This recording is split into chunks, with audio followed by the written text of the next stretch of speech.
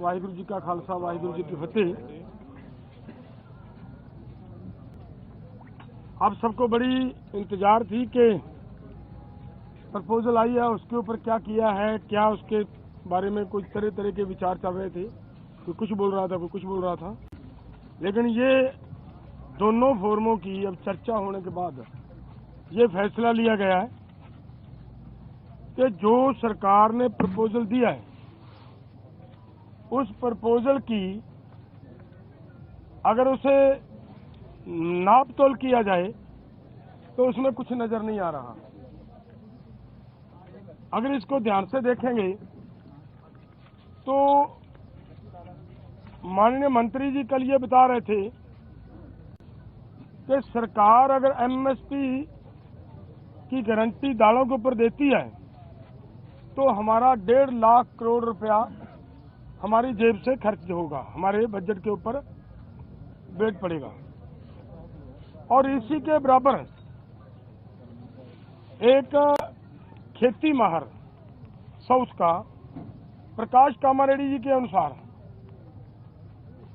केवल 1,75,000 करोड़ रुपया अगर सभी फसलों के ऊपर एमएसपी दी जाती है तो 1,75,000 करोड़ रुपए के अंदर वो काम चल सकता है। तो फिर अगर सरकार इतने पैसा लगा भी रही है तो ये 2-3 फसलों का बिकने की व्यवस्था बनाए और बाकी किसानों को ऐसे छोड़ दिया जाए, ये हमें उचित नहीं लग रहा। दूसरी बात मैं और एक कहना चाहता हूं, देखिए हमारी गवर्नमेंट बाहर से 1,75,000 करोड़ रुपए का पाम ऑयल मंगवाती है और वो सभी लोगों के लिए, मनुष्यता के लिए, इंसानियत के लिए बीमारी का कारण भी बन रहा है, फिर भी उसे मंगवाया जा रहा है। अगर यही पैसा 1,75,00,000 रुपया देश के किसानों को तेल बीज फसलें उगाने के लिए और उनके ऊपर एमएसपी की घोषणा करे सरकार और उसके ऊपर खरीदी की गारंटी बनाए सरकार, तो 1,75,000 करोड़ से उधर के पैसे इधर आ सकते हैं। तो मुझे कहीं पे भी ये नजर नहीं आ रहा कि सरकार के ऊपर कहीं से किसी तरह का बोझ पड़ रहा हो। अगली बात मैं ये कहना चाहता हूं कि जो मैंने कहा कि इसे अगर ध्यान से देखेंगे, स्टडी करेंगे तो इसमें कुछ नजर नहीं आ रहा। उन्होंने ये कहा कि उन लोगों को, उन किसानों को हम दालों के ऊपर और क्रॉप्स के ऊपर जो हमने 6 क्रॉप्स लिए हैं 5 उनके ऊपर हम खरीदी की गारंटी करेंगे जो डाइवर्सिफिकेशन कर दूसरी क्रॉप्स को छोड़ेंगे। और मेरा इसमें कहने का मतलब है ये उन्हीं को देंगे जिन्होंने धान को छोड़कर मूंग को लगाया होगा। अगर जिन्होंने धान को छोड़कर मूंग को नहीं लगाया, अपने आप नेचुरल मूंग की बिजाई कर रहा है, उसकी खरीदी नहीं होगी। तो इसलिए इन सभी बातों से ये निकल कर आता है कि इसमें से कुछ किसानों को लाभ होने वाला नहीं है। हमारी मांग है कि पूरे देश के किसानों की 23 फसलों के ऊपर हमारी सरकार एमएसपी अनाउंस करती है। जो 23 फसलों के ऊपर एमएसपी की अनाउंसमेंट होती है वो इन्हीं के ही सीएसीपी की सिफारिशों के ऊपर होती है। और जब वो देती है सरकार हमें सीएसीपी के अनुसार एमएसपी का मतलब होता है मिनिमम सपोर्ट प्राइस को और गहनता से उसकी पड़चोल करोगे तो उसका मतलब ये होता है कि कम से कम आपको जिंदा रखने के लिए, आपको स्टैंड रखने के लिए एक सपोर्ट दी जा रही है। आपके लिए कोई भी उसमें इनकम देने वाली चीज कोई नहीं है उसमें, और वो भी देते हैं जब, और उसके ऊपर भी सारी फसलों की अगर हम ये मांगते हैं कि जितनी आप कम से कम भी दे रहे हो भाई उतनी तो बिक जाए, हमारी उस रेट पे तो बिक जाए, और उसके लिए भी वो गारंटी का कानून ना दें तो इसका मतलब देश का किसान इसी तरह लूटता जा रहे तो वो हमें स्वीकार नहीं है। इसलिए इन सभी तथ्यों के हिसाब से हम दोनों फोरमों ने आज बैठकर चर्चा करने के बाद ये फैसला लिया है कि ये जो प्रपोजल आई है, ये प्रपोजल किसानों के पक्ष की नहीं है, किसानों के हित की नहीं है, और इसके अनुसार हम इस प्रपोजल को रद्द करते हैं। और बाकी बातचीत हमारे भाई साहब पंधेरी साहब कहेंगे। धन्यवाद। बोलो। हाँ, जैसा डल्लेवाल साहब जी ने बता दिया, अभी हमने यकमुक्त इस प्रपोजल को रद्द कर दिया है। और जो ये कॉन्ट्रैक्ट फार्मिंग के नाम पर, डिवर्सिफिकेशन के नाम पर जो धान या गेहूं छोड़कर आएंगे, उनके साथ लीगल कॉन्ट्रैक्ट करेगी भारत सरकार। उसमें ऐसा आ रहा था, तो जो बात थी भी अगर पहले से कोई सरसों बीज रहा है और वो उससे नहीं निकला, उसका कुछ नहीं मिलने वाला। जो पैसे पहले से ही ये दालें वगैरह जो बोल रहे हैं वो बीज रहा, तो इस कैटेगरी में नहीं आएगा। हाँ, जो धान या गेहूं को छोड़ेगा वो इस कैटेगरी में आएगा। तो ये अनाउचित हमें बातें नजर आई। हमने इसलिए समय लिया कि पूरे भारतवर्ष के लोग ये ना कहें कि सरकार ने कोई प्रस्ताव भेजा है तो ये आराम से ठंडे मन से सोचते भी नहीं है, उसको ठुकरा देते हैं। लेकिन जो मीटिंग में उन्होंने चाल चलने का यत्न किया, वो पूरे देश के समक्ष आज हम रख रहे हैं। तो ये असल में सरकार की नीयत पे खोट है। अगर नीति अच्छी होती, नीयत साफ होती, तो वो ऐसा ना करते। तो जैसे हरि दामोदरन जी का भी जिक्र है, अभी एक स्टडी करता के लिया था, हरीश दामोदरन, उन्होंने भी कहा अभी भाई आप जो तेल बीज है 1,75,000 करोड़ का बाहर से मंगवाते हैं। तो यही अगर अब एमएसपी लीगल गारंटी कानून बना देंगे तो हमें नहीं लगता है कि इससे अधिक राशि की आवश्यकता है। तो हमारी मांग जो ही वही है कि सरकार एमएसपी गारंटी कानून 23 फसलों के ऊपर बना के दे, और जो फसलें रह जाएंगी उसके ऊपर स्टडी करने के बाद सभी फसलों के ऊपर हमें जो है एमएसपी लीगल गारंटी का कानून चाहिए। हम इसी स्टैंड करते हैं, इस पर ही आगे बात होगी। अब भारत सरकार बताएगी हमें कि उन्होंने कर्ज माफी के ऊपर का क्या क्या अभी तक स्टडी की है। हमने तो अपना विचार विमर्श करके आपको बता दिया कि हमारे मन में ये, हम इस प्रपोजल को रद्द करते हैं। अब कर्ज के ऊपर उन्होंने अपनी स्टडी करनी थी, वो क्या कर रहे हैं। जैसे गन्ने के ऊपर C2+ 100% और C2+ 50% का जो फार्मूला है, उसके ऊपर भारत सरकार क्या कर रही है। इसी के साथ जैसे WTO से हमने बोला भी खेती सेक्टर को आप बाहर निकालिए। जैसे नरेगा पे ऊपर बात थी कि 200 दिन और 700 रुपया दिहाड़ी, ये सब बातों के ऊपर मंत्री महोदय बोलकर गए थे कि हम भी दिल्ली जाएंगे और वहां से अपनी सरकार से विचार करने के बाद इनको बताएंगे।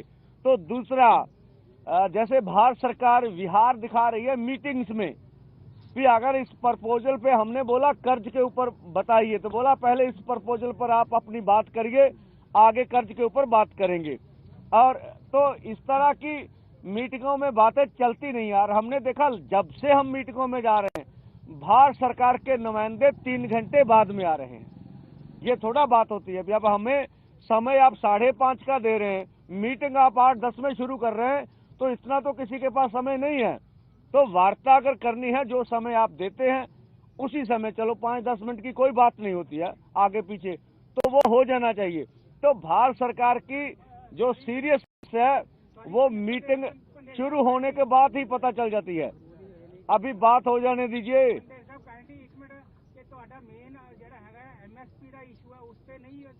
नहीं, मैं तो ना तुसी आके बह जाओ, तुसी दस दो हुण भी केड़ी गल आ ना, एवें ही ठीक है। तो इस करके इसी तरह से जो अन्य मांगे हैं, उन मांगों के ऊपर ही अभी हमने सरकार से मांग रहे हैं आपके माध्यम से कि वो बताए भी उनका निर्णय क्या है। और दूसरा, कल खनौरी बॉर्डर पर मनजीत सिंह जी पटियाला से थे, किसान की शहीदी हुई थी। तो पंजाब सरकार ने अभी तक उनका जो पार्थिव शरीर अस्पताल में पड़ा हुआ, ना तो उनका पोस्टमार्टम हुआ, ना उसको उचित राशि दी गई है। जो वादा था, हमने पंजाब सरकार को बोला था आप पॉलिसी क्लियर कीजिए कि एक नौकरी और 5 लाख। अभी तक माननीय मुख्यमंत्री जी का बयान तक नहीं आया कि उन्होंने पॉलिसी क्लियर की नहीं है। इस तरह से अगर बॉर्डरों पे किसान शहीद होते रहे और अस्पतालों में उनके पार्थिव शरीर इस तरह से पड़े रहे, तो ये मुझे नहीं लगता उचित होगा। तो ये पंजाब सरकार सोचे। और जिस तरह से पंजाब में 7 जिलों में नेट बंद किए गए हैं, तो स्पष्ट करना चाहिए पंजाब सरकार को भी उन्होंने भी लिख के दिया है या उनकी भी मंशा है। जिस तरह से सामने आ रहा भी डीसी पटियाला, उन्होंने सभी ब्रॉड बाइंडर को लिख के दिया है कि कोई मीडिया कर्मी हो, कोई भी हो, कोई ब्रॉड बाइंडर आपने देना नहीं है। तो वैसे कमर्शियल यूज के लिए जो नेट होता है उसके ऊपर कभी भी कोई पाबंदी नहीं होती। हम पंजाब सरकार से भी स्पष्ट करेंगे, आपके डीसी ने केंद्र पे कहने के ऊपर लिख कर दिया है अथवा या पंजाब सरकार का निर्णय। अभी तक पंजाब सरकार ने स्पष्टता नहीं किया है कि ये जो पुल है अगर ये पंजाब में आ रहा है तो आप इसका विरोध क्यों नहीं करते। आप बोलते हम लीगल नक्शा लेंगे, तो ले लीजिए, या आपका ऑपरेशन हरियाणा के साथ मिलकर चल रहा है, स्पष्ट तो कीजिए भी क्या हो रहा है। तो हम पंजाब सरकार से भी मांग करेंगे, जो हमने बातें उठाई उनको स्पष्ट कर दीजिए ये बात क्या है, किस तरह की है। तो ये तरह की बातें हैं, पंजाब में नेट बंद नहीं होना चाहिए। मुझे नहीं लगता केंद्र सरकार के पास इतने अधिकार हैं। अगर स्टेट सरकार को पूछे बगैर उसका नेट बंद कर दिया जाए। और बच्चों की पढ़ाई, अब स्कूलों में पेपर हो रहे हैं, तो इसके लिए कौन जिम्मेवार है।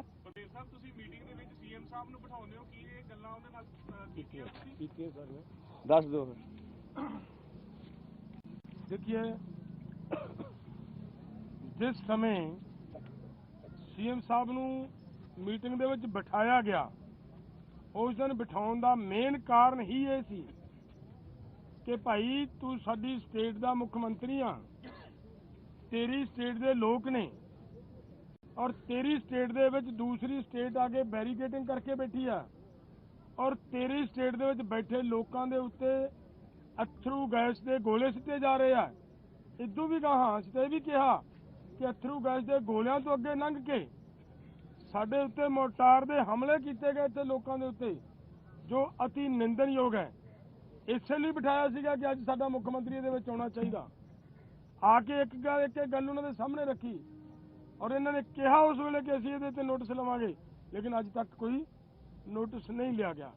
अगली गल मैं पंडेर साहब ये है पंडेर साहब जो एक मिनट मेन इशू पे बोलते हो आप। मैं जरूरी एमएसपी वाला है कि आप कल रात जो आपकी 3 मांग मुख्य मांग थी, उससे अलग आपको ऑफर कुछ और दे दिया गया, 5 फसलों पर एमएसपी की गारंटी, कपास और मक्का, वो लेकर क्यों आए? वहीं आप रिजेक्ट करके जो बात 24 घंटे क्यों लगी समझने में आपको?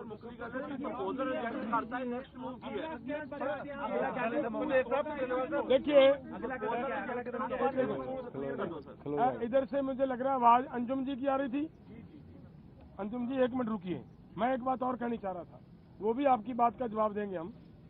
मैं जो बात पूरी करनी चाह रहा था वो पूरी होने दीजिए, हमारा निवेदन आप सबको भाइयों को।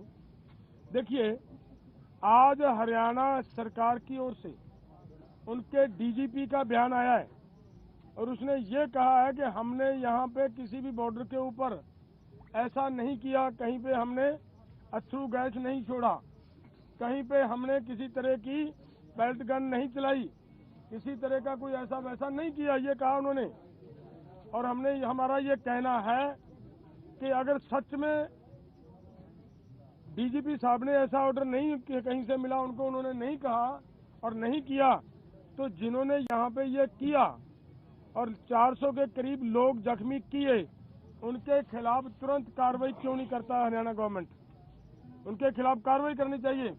और हमारा निवेदन है हमारी सुप्रीम कोर्ट को भी कि उनको तुरंत प्रभाव से सो मोटो लेते हुए इनके खिलाफ कार्रवाई करनी चाहिए, क्योंकि लोगों के ऊपर जैसे सभी पूरे देश के लोगों का अधिकार है शांतिपूर्वक अपना प्रोटेस्ट करने का, अगर ये प्रोटेस्ट करने भी नहीं देंगे तो इसका मतलब देश की लोकतंत्र को बहुत खतरा है, खतरे में जा रहे हैं हम।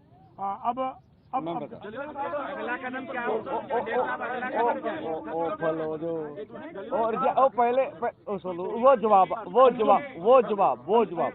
अंजुम हाँ अंजुम जी का जवाब दे लेंगे। मैं दे लेंगे। देखिए जो हमें मीटिंग में प्रस्ताव हमारे सामने रखा गया था और जो मंत्री महोदय ने बाहर आके बुलाया उसमें बहुत फर्क था और उसमें बगैर फिर सोचे हम निर्णय करते वो अच्छा नहीं था। मीटिंग में तो ये प्रस्ताव था कि इन 5 फसलों के ऊपर पूरे भारतवर्ष में खरीदी की जाएगी और जैसे पंजाब का पैटर्न भी आप देखते खरीदी करने का, यहाँ एपीएमसी एक्ट चल रहा है, मंडी बोर्ड है बैठा हुआ, मार्केट कमेटी से है, इसमें भी सरकार तो परचेज करती है, ठीक है। तो हमने तो ये लिया भी इसी तरह से पूरे देश भर में ये मुडला ढांचा खड़ा करेंगे और पूरे देश भर को कुछ फसलों पे एमएसपी मिल रही है तो मिलेगी। पर जब मंत्री महोदय बाहर आके बोले तो तब वो बात क्लियर हुई भी असल में मंशा तो ये है। और इस समय में केंद्र की नीयत तो सबके सामने आ गई कि केंद्र वार्ता में कुछ और बात कहता है, बाहर निकल के पीसी में कोई और बात करता। तो इसलिए हमारा इसके ऊपर सोचना जरूरी था। मंत्री जी का बयान हमने आराम से सुना, स्टडी की और सभी से बात करके इसको रद्द कर दिया। और आप ठीक बोल रहे हैं, अगर उन्होंने मंत्री जी ने कहा कि बहुत इनोवेटिव और आउट ऑफ बॉक्स आइडिया किसानों की तरफ से आया, किसान भाइयों ने कहा। अगला बता दीजिए। एसकेएम ने बोला है। नहीं देखो एसकेएम ने भी प्रपोजल है उसको रिजेक्ट किया है। देखो मैं बोल रहा हूँ हमारी ओर से कोई प्रपोजल दी नहीं गई है, देंगे भी नहीं। हाँ अगला कदम क्या होने वाला है? बिल्कुल पीसफुली ढंग ਨਾਲ 21 ਤਰੀਕ ਨੂੰ 11 ਵਜੇ ਆਪਾਂ ਦਿੱਲੀ ਵੱਲ ਨੂੰ ਮੂਵ ਕਰਾਂਗੇ।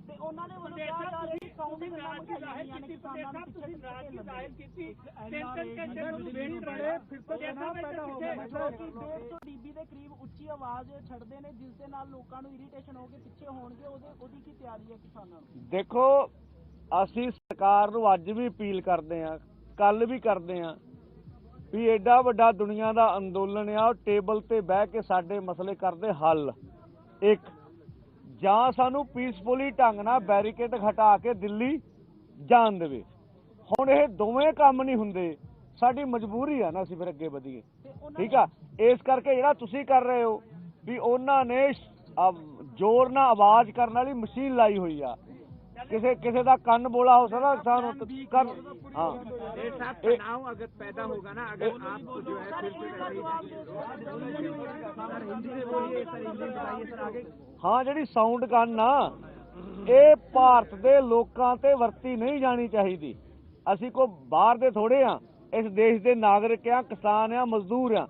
तो सानू जां ते पुरअमन ढंग नाल अपना अंदोलन चलाउण दा हक दिता जावे, जां सरकार ਉਹਨਾਂ ਕੋਲੇ ਹੁਣ ਡਿਸਕਸ਼ਨ ਦੀ ਲੋੜ ਨਹੀਂ ਹੈਗੀ, ਅਸੀਂ ਮੀਟਿੰਗ ਜਾ ਕੇ ਡਿਸਕਸ ਕਰੀਏ। ਹੁਣ ਤਾਂ सरकार ਨੂੰ फैसले करने की लोड़ हैगी, वो फैसले करे। आगे बातचीत करेंगे, अभी रास्ता खुला है, सरकार से बातचीत करने का और मीटिंग हो सकती है। अभी आगे वाली मीटिंग नहीं है, रास्ता बंद ऐसा नहीं कहा। हम वार्ता के लिए हमेशा तैयार रहते हैं। ਸਾਡੇ ਕੋਲ ਪਲਾਨ B ਹੈਗਾ, ਪਲਾਨ B ਤੁਹਾਡੇ ਕੋਲ ਕਿਵੇਂ ਹੈ, ਕਿਵੇਂ ਤੁਸੀਂ ਅੱਗੇ ਜਾਓਗੇ? ਤੁਸੀਂ ਕਿਹਾ ਜੀ ਸ਼ਾਂਤਮਈ ਤਰੀਕੇ ਨਾਲ ਜਾਵਾਂਗੇ। ਹਾਂ ਦੇਖੋ ਸਵਾਲ ਕੀ ਹੈ, ਇਹ ਅਜੇ ਸਾਡੀਆਂ ਅੰਦਰ ਬੈਠ ਕੇ ਗੱਲਾਂ ਕਰਨ ਵਾਲੀਆਂ ਨੇ ਕਿ ਕਿਸ ਤਰੀਕੇ ਨਾਲ ਅਸੀਂ ਅੱਗੇ ਵਧਣਾ ਹੈ। ਇਹਦੇ 'ਚ ਕੋਈ ਰੌਲਾ ਨਹੀਂਗਾ ਕਿ ਅੱਗੇ ਵਧਣ ਦਾ ਐਲਾਨ ਹੈ, ਅੱਗੇ ਵਧਣਾ ਹੈ। ਔਰ ਇਹ ਵੀ ਸਾਡੀ ਇਹਦੀ ਵੀ ਕੋਸ਼ਿਸ਼ ਹੈ ਕਿ ਕਿਸੇ ਵੀ ਤਰ੍ਹਾਂ ਦੀ ਇੱਥੇ ਹਿੰਸਾ ਨਹੀਂ ਹੋਣੀ ਚਾਹੀਦੀ ਹੈ। ਸਾਡੇ ਵੱਲੋਂ ਪੂਰਾ ਯਤਨ ਹੈ। ਸਾਰੇ ਅਸੀਂ ਆਪ ਦੀ ਇਸ ਪੀਸੀ ਦੇ ਮਾਧਿਅਮ ਤੋਂ ਸਾਡੇ ਇਸ ਅੰਦੋਲਨ ਦੇ ਵਿੱਚ ਔਰ ਉਧਰਲੇ ਅੰਦੋਲਨ ਦੇ ਵਿੱਚ ਜਿੱਥੇ ਬੈਠੇ हमारे किसान साथी हैं, सब ਨੂੰ ਸਾਡੀ ਹੱਥ ਜੋੜ ਕੇ ਅਪੀਲ ਹੈ ਕਿ ਸ਼ਾਂਤੀ ਬਣਾ ਕੇ ਹੀ ਅੰਦੋਲਨ ਜਿੱਤੇ ਜਾਂਦੇ ਨੇ। ਸਰਕਾਰਾਂ ਚਾਹੁੰਦੀਆਂ ਨੇ ਕਿ ਤੁਹਾਨੂੰ ਉਗਰ ਕਰਕੇ ਅੰਦੋਲਨ ਨੂੰ ਖੰਡਾਇਆ ਜਾਏ, ਲੇਕਿਨ ਸਾਡੀ ਸਰਕਾਰ ਨੂੰ ਅਪੀਲ ਹੈ ਕਿ ਸਾਡਾ ਦਿੱਲੀ ਜਾਣ ਦਾ ਜੋ ਪ੍ਰੋਗਰਾਮ ਹੈ, ਜਾਂ ਤਾਂ ਸਾਡੀਆਂ ਮੰਗਾਂ ਮੰਨ ਕੇ ਤੇ ਸਾਡਾ ਮਸਲਾ ਹੱਲ ਕਰੇ, ਨਹੀਂ ਕਰਦੀ ਤਾਂ ਸਾਨੂੰ ਫਿਰ ਆਰਾਮ ਨਾਲ ਦਿੱਲੀ ਬੈਠਣ ਦੇਵੇ ਫਿਰ ਕੀ ਦਿੱਕਤ ਹੈ ਸਰਕਾਰ ਨੂੰ? ਦਿੱਲੀ ਕਿਹੜਾ ਮਤਲਬ ਇੱਕ ਕਿਸੇ ਸਰਕਾਰ ਨੇ ਕੋਈ ਬੈਠਕ ਕਰਾਈ ਨਹੀਂ, ਉਹ ਤਾਂ ਪੂਰੇ ਦੇਸ਼ की ਦਿੱਲੀ ਹੈ ਜੀ। ਤੇ ਵੱਖਰੀ ਥਾਂ ਮੰਗੀ ਸੀ ਦਿੱਲੀ ਬੈਠਣ ਲਈ, ਅਗਰ ਨਹੀਂ ਮਿਲਦੀ ਹੈ ਤਾਂ ਫਿਰ ਉਸੇ ਤਰ੍ਹਾਂ ਸਿੰਘੂ ਬਾਰਡਰ ਵਗੈਰਾ ਟਿਕਰੀ ਵਗੈਰਾ ਬੈਠੂਗੇ ਜਿਵੇਂ ਪਹਿਲਾਂ और देखो ਅਸੀਂ ਤਾਂ ਜੰਤਰ ਮੰਤਰ ਮੰਗੀ ਸੀ, ਵੱਖਰੀ ਕੋਈ ਨਹੀਂ ਸੀ ਮੰਗੀ ਹੈਗੀ। ਹੁਣ ਜੰਤਰ ਮੰਤਰ ਤੇ ਸਰਕਾਰ ਨੇ ਕੋਈ ਦੱਸਿਆ ਨਹੀਂ ਹੈਗਾ। ਹਰਿਆਣਾ ਪੁਲਿਸ ਜਿਹੜਾ ਧਰਨਾ ਤੇ ਮੀਟਿੰਗ ਆ ਉਹ ਇੱਕੋ ਟਾਈਮ ਤੇ ਨਹੀਂ ਹੋ ਸਕਦੀ। ਅਗਲੀ ਵਾਰ ਜਦੋਂ ਆਓਗੇ ਤੇ ਧਰਨਾ ਖਤਮ ਕਰਕੇ ਆਇਓ, ਆਪਾਂ ਤੁਹਾਡੀ ਮੰਗਾਂ ਮੰਨ ਲਾਂਗੇ। ਦੇਖੋ ਇਸ ਰੂਪ ਵਿੱਚ ਤਾਂ ਨਹੀਂ ਗੱਲ ਆਈ। ਚੱਲ ਜੇ ਤੁਹਾਡੇ ਕੋਲ ਸੋਰਸ ਕੋ ਵੱਖਰੇ ਨੇ, ਐ ਨਹੀਂ ਹੁੰਦਾ। ਅਸੀਂ ਹਮੇਸ਼ਾ ਅੰਦੋਲਨ ਦੇ ਵਿੱਚ 3 ਵਾਰੀ ਸਰਕਾਰ ਆ ਗਈ, ਠੀਕ ਆ, ਤਾਂ ਉਹਨੇ ਗੱਲਬਾਤ ਵੀ ਕੀਤੀ ਹੈਗੀ ਆ। तो इस करके जो इस किस्म की अप्रोच किते केंद्र की हैगी आ, तो मैनूं लगदा है कोई लोकतांत्रिक तरीकाकार नहीं हैगा। सर 21 तारीख को अगर आप जाएंगे 11 बजे तो फिर जो वायलेंस होगा उसकी जिम्मेदारी किसकी होगी? आप बताइए, ये जो बैरिकेड लगा आपको इसका वायलेंस नहीं दिखता है? जो बाहर 25,000 अर्धसैनिक फोर्स लगे उसका वायलेंस नहीं दिखता है? हम तो अपनी तौर से वायलेंस नहीं करेंगे। अब स्टेट वायलेंस करना चाहता उसकी मर्जी है, हम नंगे हाथ हैं भाई, करेंगे। लेकिन आप बैरिकेडिंग तोड़ेंगे तो वहाँ सैकड़ों पुलिस वाले सुरक्षा कर्मी, उनकी ड्यूटी ऊपर से लगाई गई है, तो अपनी ड्यूटी निभाएंगे, तो फिर हिंसा और टकराव होगा ना पंडित साहब। ये जिम्मेदारी तो फिर आप लोगों पे भी आएगी। देखिए, हमारा बैरिकेड तोड़ने का अनक का सवाल है ही नहीं, हमारा दिल्ली जाने का अनक का सवाल है ही नहीं। हम तो मांग मनवाना चाहते हैं, और अगर कुछ सुनता नहीं है कोई स्टेट, तो हमारी मजबूरी भी तो है ना।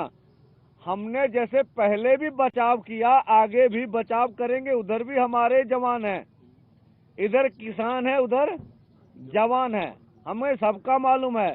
और जो ये किसान जवान का नारा निकालते जिंदाबाद, और उनको लड़ाने के लिए केंद्र सरकार तैयारी में है, तो ये पूरी दुनिया देख रही, पूरा देश देख रहा है। अगर ऐसा सरकार हमारे ऊपर जबर करती है तो हम स्वयं कहेंगे, ये देश के लोग तो फिर सोचेंगे ना कि ऐसे लोगों को देश की सत्ता मिलनी चाहिए कि नहीं मिलनी चाहिए। प्रदेश साहब, एसकेएम ने भी रद्द कर दिया ये फैसला, जिस तरीके से आप दोनों की यूनिटी बनेगी, दोनों जो देखो साडे इस मसले ते कोई अपनी राय रखने ਲਈ आजाद हैगा, कोई की सोचदा उन्हां दा अपना हक हैगा वा। ਅਸੀਂ कदी भी ਏਕੇ ਲਈ ना ਤਾਂ ਭੱਜੇ ਆ, ਨਾ ਗਾੜੀ ਭੱਜਾਂਗੇ। ਸਾਡੀਆਂ ਕਮੇਟੀਆਂ ਬਣੀਆਂ, ਅਸੀਂ ਸਾਰਿਆਂ ਤੱਕ ਅਪਰੋਚ ਕੀਤੀ, ਹਰੇਕ ਨੂੰ ਆਪਣਾ ਹੱਕ ਹੈਗਾ, ਕੋਈ ਆਉਣਾ ਚਾਹੁੰਦਾ ਨਹੀਂ ਆਉਣਾ ਚਾਹੁੰਦਾ। ਜਿੰਨੇ ਵੀ ਆਉਣਾ ਖੁੱਲਾ ਸੱਦਾ ਵਾ, ਕਿਸਾਨਾਂ ਮਜ਼ਦੂਰਾਂ ਦੀ ਲੜਾਈ ਲੜਨੀ, ਸਾਡੇ ਲਈ ਨਹੀਂ ਕਿਸੇ ਨੇ ਆਉਣਾ ਹੈਗਾ। ਜਥੇਬੰਦੀ ਦੀ ਅਪਰੋਚ ਕਰ ਰਹੀ ਹੈ ਤੁਹਾਨੂੰ ਕਿ ਬਾਕੀ ਦੀਆਂ ਜਥੇਬੰਦੀਆਂ ਦੇਖੋ ਸਾਰਿਆਂ ਨਾਲ ਗੱਲਬਾਤ ਤਾਂ ਕੋਈ ਐ ਤਾਂ ਨਹੀਂ ਹੈਗਾ ਭਰਾ ਮਾਰੂ ਜੰਗ ਆ, ਗੱਲਬਾਤ ਤਾਂ ਸਾਰਿਆਂ ਨਾਲ ਹੁੰਦੀ ਆ, ਬੋਲ ਚਾਲ ਚੱਲਦਾ ਵਾ। ਬਾਕੀ ਹਰ ਇੱਕ ਦੀ ਆਪੋ ਆਪਣੀ ਪੋਜੀਸ਼ਨ ਹੈਗੀ ਆ ਜੀ। ਤੁਹਾਡੀ ਪੋਜੀਸ਼ਨ ਕੀ ਹੈ ਜੀ? ਸਾਡੀ ਪੋਜੀਸ਼ਨ ਸੰਘਰਸ਼ ਕਰਨ ਦੀ ਆ ਜੀ। पंडेर साहब, जो कोड ऑफ कंडक्ट जल्दी ला देती है सरकार, तो ਤੁਹਾਡੀ ਅੱਗੇ रणनीति की होगी? देखिए, कोड ऑफ कंडक्ट ਅੱਗੇ ਹੈ, ਜਿੱਦਾਂ ਕੋਡ ਆਫ ਕੰਡਕਟ ਲੱਗੂਗਾ ਉਸ ਦਿਨ ਫੇਰ ਬੈਠਾਂਗੇ ਆਪਾਂ, ਤੁਹਾਡੇ ਸਭ ਦੇ ਵਿੱਚ ਬੈਠਾਂਗੇ, ਅਸੀਂ ਆਪਸ ਵਿੱਚ ਚਰਚਾ ਕਰਾਂਗੇ।